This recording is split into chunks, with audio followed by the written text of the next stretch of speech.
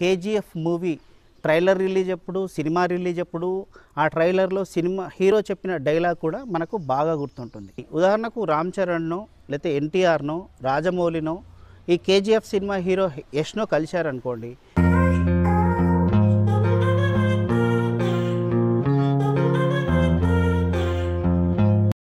Hi friends, welcome back to Telugu thoughts channel. నేను మీ శ్యామన్మల.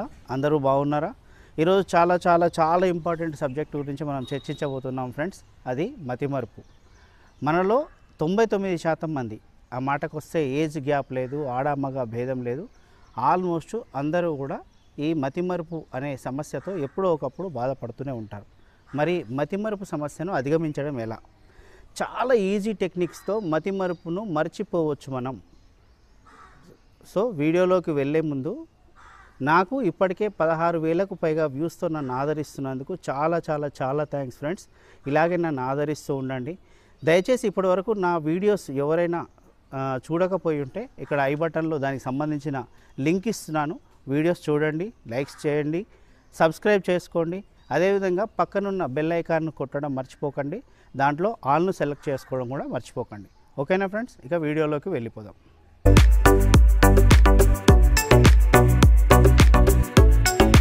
RRR cinema trailer ఎప్పుడు వచ్చింది గుర్తుంటుంది.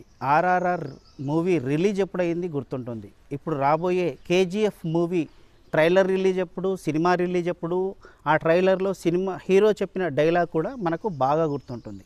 కానీ ఇంట్లో కార్ కీస్ ఎక్కడ పెట్టామో మనం మర్చిపోతాం, బైక్ కీస్ ఎక్కడ పెట్టామో మర్చిపోతాం, సామాన్లు తేవడానికి వెళ్ళి సరుకుల లిస్టును కూడా మర్చిపోతుంటాం. ఇలా ఎందుకు జరుగుతుంది? ఎందుకు అంటే జ్ఞాపక శక్తి తగ్గిందని సింపుల్గా మనం తేల్చేస్తాం. నిజానికి మనం కొన్ని విషయాల్ని, కొన్ని నిజాలని మనం ఒప్పుకోం ఫ్రెండ్స్. కానీ మతిమరుపు అనే జబ్బు ఓకే, అమ్నీషియా లాంటి వ్యాధి ఉన్న వాళ్ళకు, లేదా వయసు పైబడడం వల్లనో, లేదంటే ఇతర మానసిక సమస్యల వలన వచ్చిన వాళ్ళ సంగతి వేరే. మరి మన సంగతి, మనకేం జబ్బు లేదు కదా. నిజానికి మతిమరుపు అనేది ఒక జబ్బు కానే కాదు, అది ఒక సమస్య. ఎస్, మతిమరుపు ఒక సమస్య మాత్రమే. మతిమరుపు అనేది నిజానికి లేనే లేదు. మతిమరుపును మనం ఫీల్ అవుతున్నాం అంతే.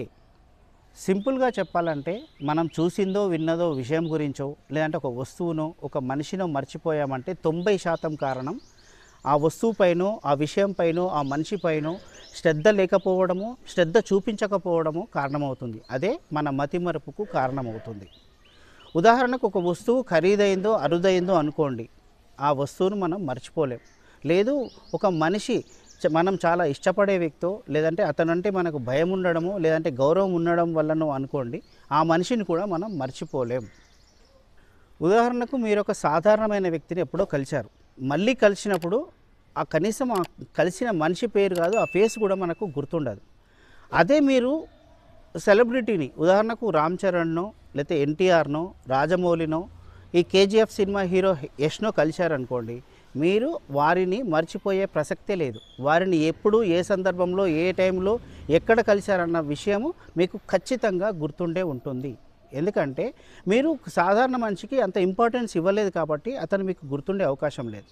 కానీ సెలబ్రిటీలో పెద్ద హోదా ఉన్న వాళ్ళను మాత్రం మీరు మర్చిపోలేరు. ఎందుకంటే మీరు వారిని చాలా విలువైన వ్యక్తులుగా మీ మెదడులో రిజిస్టర్ చేసుకుంటున్నారు.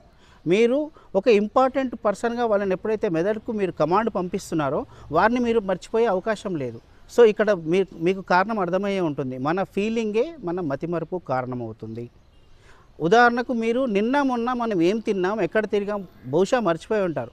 కానీ 5-6 ఏళ్ల కింద మనం టూర్కు వెళ్ళినప్పుడు మనం ఎక్కడెక్కడ తిరిగాం, ఏమేమి తిన్నాం, ప్రతి చిన్న విషయం కూడా మీకు గుర్తుండే అవకాశం ఉంటుంది. ఎందుకంటే ఇది చాలా ఇంపార్టెంట్ అన్న విషయాన్ని మీరు మెదడుకు కమాండ్ రూపంలో పంపిస్తున్నారు. కాబట్టి మెదడు కూడా మనం దాన్ని అంతే ఇంపార్టెన్స్గా, అంతే ప్రాధాన్యత ఇచ్చి తన మెదడు పొరల్లో నిక్షిప్తం చేసుకుంటుంది. ఇదే ఇక్కడ కారణం. అందుకే ఆడవాళ్ళు పట్టు చీరలు, నగల గురించి బాగా గుర్తుపెట్టుకుంటే, మగవాళ్ళు పెట్టుబడులు, లాభాల గురించి బాగా గుర్తుపెట్టుకుంటారు. మరి ఇప్పుడు చెప్పండి, మనకు జ్ఞాపక శక్తి తగ్గిందనడం నిజమేనా? మన పిల్లలు సరిగ్గా చదవలేదు, వాళ్ళకు జ్ఞాపక శక్తి తగ్గిందని మనం అంటూ ఉంటాం. ఆ విషయం నిజమేనా? లేదంటే వాళ్ళకు చదువుపై ఏకాగ్రత లోపించడం కరెక్టా? ఒక్కసారి ఆలోచించండి. మన మెదడును ఎంతగా మదిస్తే మన మెదడు అంత రాటు తేలుతుంది. మెదడు పొరల్లో దాగిన విషయాలు ఒక్కొక్కటిగా బయటికి వచ్చి మనకు గుర్తుకు వస్తుంటాయి. సో మరి దీనికి పరిష్కారం ఏంటి? ఈ మతిమరుపును అధిగమించడం ఎలా చెప్తానండి. కానీ ఇప్పటికే ఈ వీడియో చాలా లెంతీ అయింది కాబట్టి దీనికి పరిష్కారాలు ఏంటి, చాలా ఈజీ టెక్నిక్స్ ఏందో మనం నెక్స్ట్ వీడియోలో వివరిస్తాను. అంతవరకు మీరు ఈ విషయాలు, నేను చెప్పిన విషయాలు కరెక్టేనా, మీలో ఏమైనా ఆలోచనలు రేకెత్తిస్తున్నాయా, ఒక్కసారి మీ కామెంట్స్ రూపంలో నాకు తెలియజేయండి. ఈ విషయం కానీ నేను చెప్పే విధానం కానీ మీకు నచ్చినట్లయితే దయచేసి లైక్ చేయండి, షేర్ చేయండి, సబ్స్క్రైబ్ చేసుకోండి. ఇంకా ఎవరైనా మతిమరుపు సమస్యతో బాధపడుతున్న వాళ్ళు ఉంటే ఈ వీడియోను వారికి కూడా షేర్ చేయండి. ఓకేనా ఫ్రెండ్స్?